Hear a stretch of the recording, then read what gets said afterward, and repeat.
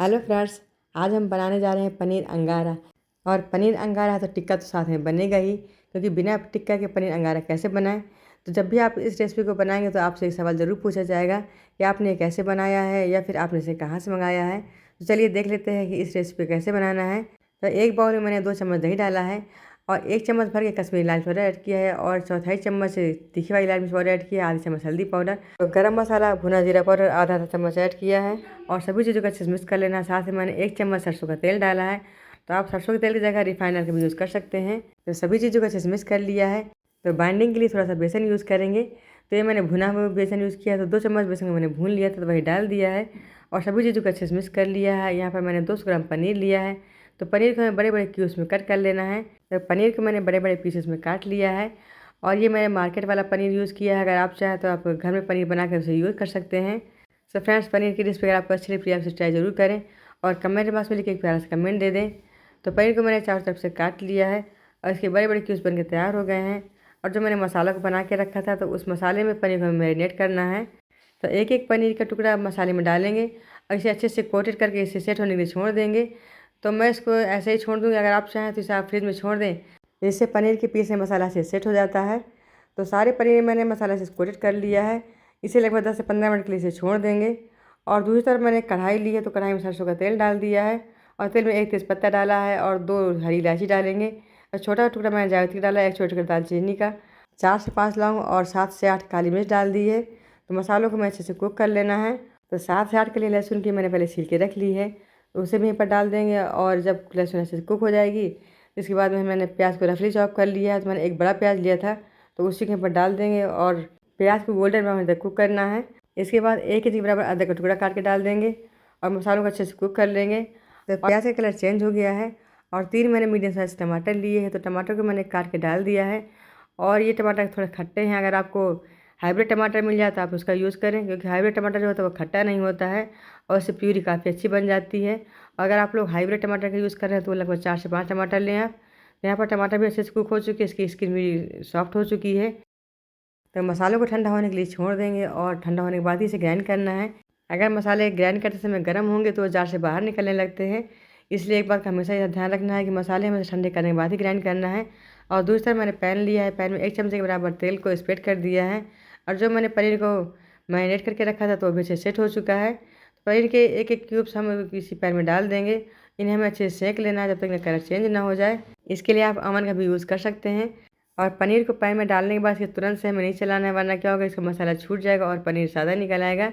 तो पनीर को मैंने जब एक तरफ अच्छे से कुक कर लिया, इसके बाद मैंने इसे पलट दिया है और आप इसका कलर देख सकते हैं कितना बढ़िया कलर आया है।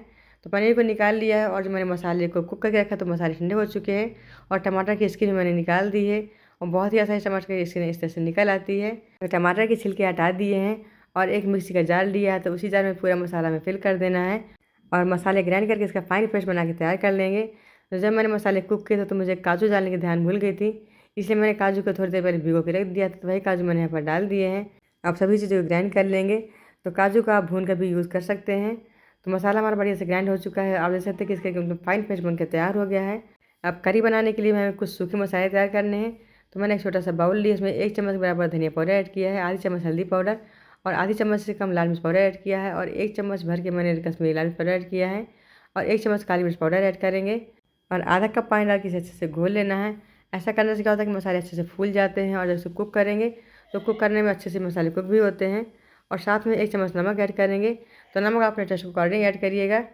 तो मसाले कंप्लीट हो चुके हैं और सेम पैन को मैंने साफ़ कर लिया है और पैन में 1 बड़े चमचे के बराबर देसी घी डाला है। तो इस रेसिपी को मैं देसी घी में बना रही हूँ, अगर आप चाहें तो रिफाइंड डाल के भी यूज़ कर सकते हैं।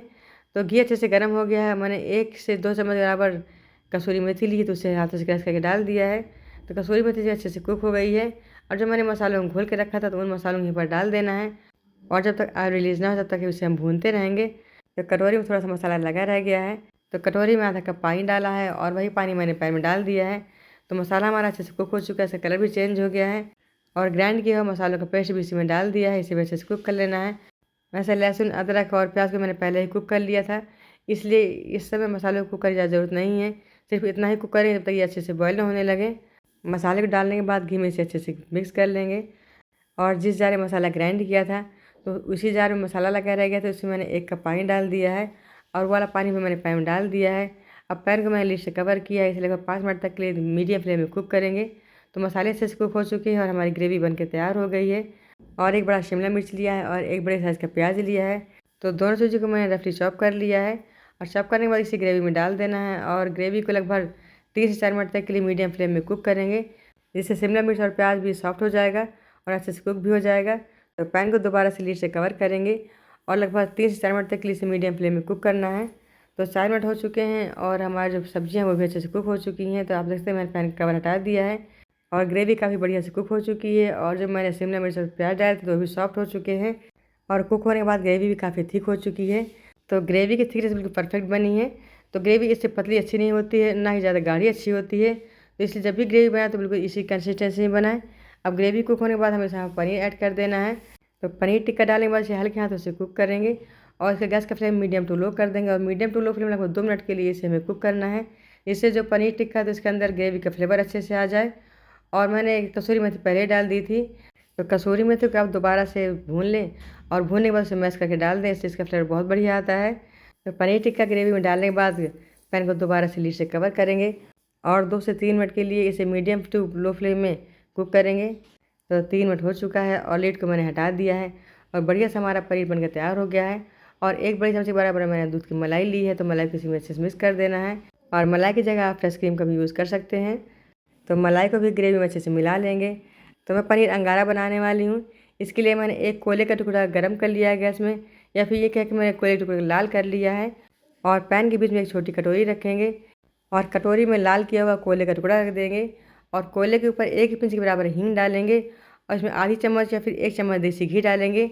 जब गर्म कोयले में देसी घी डालते हैं तो कोयले में स्मोक काफ़ी अच्छे से निकलने लगता है। तो आप देख पा रहे हो कि हींग डालने के बाद तुरंत से इसमें धुआं निकलने लगा है। अब इसमें मैं घी डालने वाली हूँ, तो आधी चम्मच से थोड़ा सा ज़्यादा घी डाला है। अब पैन को तुरंत से लीड से कवर कर देंगे, लगभग 3 से 4 मिनट के लिए इसे छोड़ देंगे, जिससे पनीर अंगारा अच्छे से स्मोकी हो जाएगा। तो आपने देखा कि पैन में अच्छे से धुआं भर गया है और गैस का फ्लेम मैंने पहले ही ऑफ कर दिया था और बढ़िया से हमारा स्मोकी फ्लेवर वाला पनीर अंगारा बनकर तैयार हो गया है, या फिर यूँ कह कि ये पनीर टिक्का अंगारा है। आप कोयले वाली कटोरी को निकाल के बाहर रखेंगे और पनीर को अच्छे से स्टीयर करेंगे और धनिया के पत्ते को मैंने पहले काट के रख लिया था, तो इसी स्टेज में हम धनिया के पत्ते डाल देंगे, उससे भी अच्छे से मिक्स कर लेना है। तो पनीर टिक्का अंगारा हमारा बनकर तैयार हो गया है। तो फ्रेंड्स, इस मज़ेदार रेसिपी को एक बार ज़रूर ट्राई करें और फैमिली के साथ एंजॉय करें। और पनीर टिक्का अंगारा को आप चाहे तो रोटी के साथ खाएँ, फिर नान के साथ खाएँ, बहुत ज़्यादा टेस्टी लगता है। अब पनीर टिक्का अंगारा को हम लोग सर्व करेंगे। तो पनीर टिक्का अंगारा खाने के लिए रेडी है। तो इसी तरह के नए वीडियो में नई रेसिपी के साथ में, तब तक नमस्कार। Thanks for watching.